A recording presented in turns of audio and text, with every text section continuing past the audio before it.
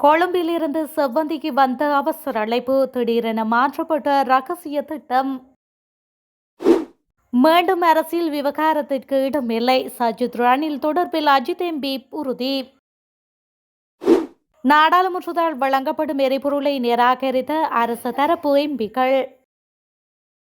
முன்னாள் ஜனாதிபதி மஹிந்த வெளியிட்டுள்ள உருக்கமான பதிவு. பாதாள உலக குழுக்களுடன் தொடர்புடைய காவல்துறையினர் தீவிரமடையும் விசாரணை. சபாநாயகருக்கு எதிரான நம்பிக்கையில்லா பிரேரணை தயார் நிலையில் அஜித் பெரேரா அறிவிப்பு. இழுத்தடிப்பு செய்யப்படும் மாகாண சபை தேர்தல் எம்.ஏ. சுமந்திரன் வெளியிட்ட தகவல்.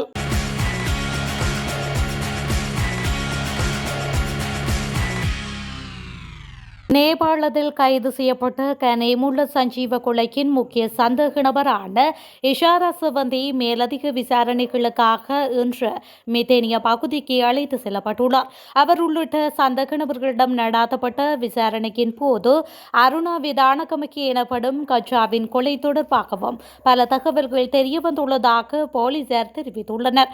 நேபாளத்தில் கைது செய்யப்பட்ட இஷாரா செவந்தி உள்ளிட்ட சந்தேக நபர்களிடம் நடாத்தப்பட்ட விசாரணையின் போது மேலும் பல தகவல்கள் தெரியவந்துள்ளது. கனிமுல்ல சஞ்சீவ கொலை செய்யப்படுவதற்கு முந்தைய நாள், அதாவது பிப்ரவரி 18 கெஹல்பத்ர பத்மேவின் அறிவுறுத்தலின் பேரில் தானும் கமாண்டோ சமேதவும் மிதனிய பகுதியில் தங்கியிருந்ததாக அவர் போலீசாரிடம் தெரிவித்திருந்தார்.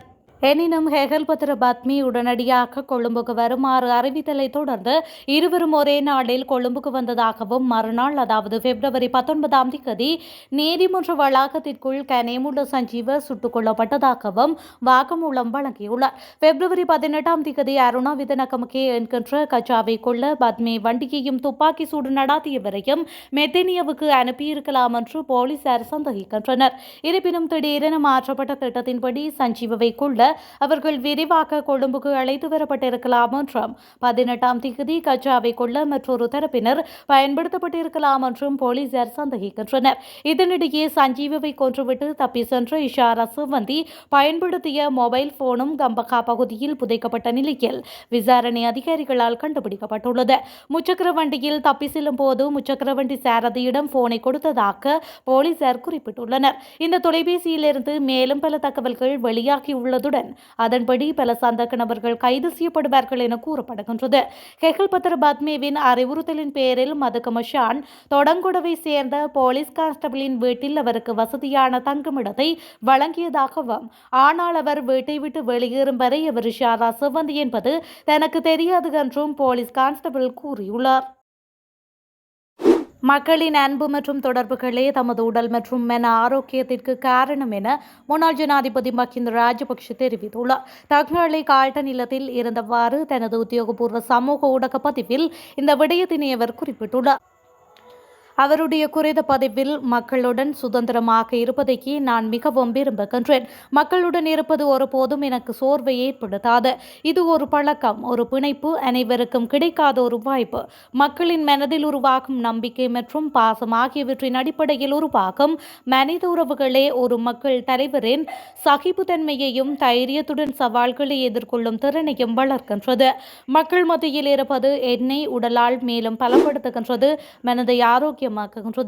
எப்போதும் ஒரே மாதிரி வந்து நலம் விசாரிக்கும் அன்புடன் உரையாடும் பிரியமான மக்களுக்கு நன்றி தெரிவிக்கின்றேன். அரசியல் சகாக்களையும் நினைவு கூறுகின்றேன். உங்கள் அனைவருக்கும் நன்றி என மஹிந்த ராஜபக்ஷ அந்த பதிவில் மேலும் குறிப்பிட்டுள்ளார். பிரதமர் ஹரணி அமரசூரிய உட்பட 48 நாடாளுமன்ற உறுப்பினர்கள் நாடாளுமன்றத்தால் தமக்கு வழங்கப்படும் எரிபொருள் கொடுப்பனவை நிறுத்துமாறும் கோரிக்கை விடுத்துள்ளனர்.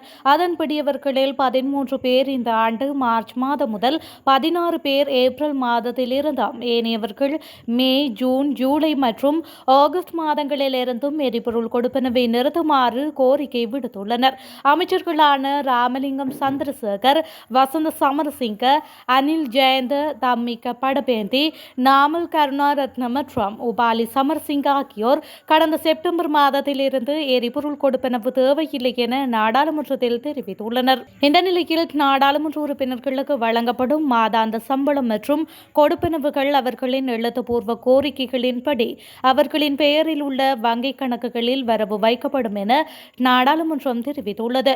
அதன்படி ஒரு நாடாளுமன்ற உறுப்பினரின் மாதாந்த கொடுப்பனவு 54,285 ரூபாய் என குறிப்பிடப்பட்டுள்ளது.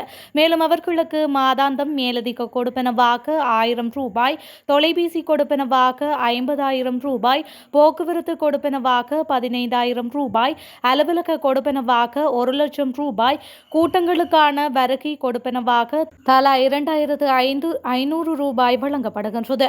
மேலும் நாடாளுமன்ற உறுப்பினர்கள் பிரதிநிதித்துவப்படுத்தும் மாவட்டத்திற்கும் நாடாளுமன்றத்திற்கும் இடையிலான தூரத்தின் அடிப்படையில் எரிபொருள் கொடுப்பனவு வழங்கப்படுவதுடன் தேசிய பட்டியலில் நாடாளுமன்ற உறுப்பினர்களுக்கு மாதத்திற்கு 419.76 லிட்டர் டீசல் வழங்கப்படுகின்றமையும் குறிப்பிடத்தக்கது. தேசிய காவல்துறை திணைக்களத்தில் உயர் பதவி முதல் பல்வேறு பதவிகளில் உள்ள அதிகாரிகள் ஒழுங்கமைக்கப்பட்ட குற்றக்குழுக்களுடன் தொடர்புகளை பேணி வருவது தற்பொழுது அம்பலமாகியுள்ளது.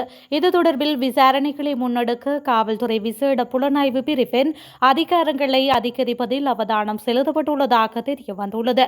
அதன்படி காவல்துறை விசேட புலனாய்வு பிரிவு காவல்துறையில் பணியாற்றும் அதிகாரிகளின் நடத்தை மற்றும் குற்றச்சாட்டுகள் தொடர்பில் விசாரணைகளை மேற்கொள்ள உள்ளது. இந்த நிலையில் குறித்த விசாரணைகளை மேற்கொள்ள காவல்துறை விசேட புலனாய்வு பிரிவுக்கு ஒதுக்கப்பட்டுள்ள அதிகாரிகளின் எண்ணிக்கை போதுமானதாக இல்லை என்பது தற்பொழுது அடையாளம் காணப்பட்டுள்ளது. எனவே இந்த பிரிவுக்கு மேலதிக அதிகாரிகளை நியமித்து புலனாய்வு அமைப்புகளுடன் நேரடி தொடர்பு கொள்ள தேவையான அனுமதியை வழங்க திட்டமிடப்பட்டுள்ளது. இதேவேளை ஒழுங்கமைக்கப்பட்ட குற்றக்குழுக்களின் உறுப்பினர்களின் தொலைபேசி தொடர்புகளை கண்காணிப்பதில் பல காவல்துறை அதிகாரிகள் அவர்களுடன் தொடர்புகளை கொண்டிருந்ததாக தெரியவந்துள்ளது. எவ்வாறாயினும் குறித்த அதிகாரிகள் மீதான ஆரம்ப விசாரணைகளை இந்த பிரிவு நடத்த உள்ளமையும் குறிப்பிடத்தக்கது.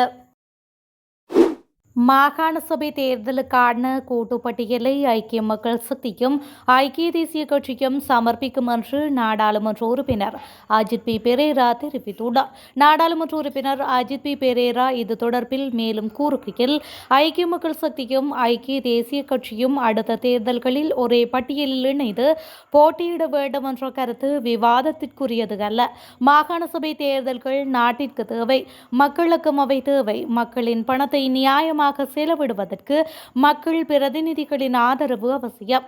ஐக்கிய மக்கள் சக்தி மற்றும் ஐக்கிய தேசிய கட்சி ஆகிய நாங்கள் மாகாண சபைகளுக்கான ஒருங்கிணைந்த பட்டியலை நிச்சயமாக முன்வைப்போம்.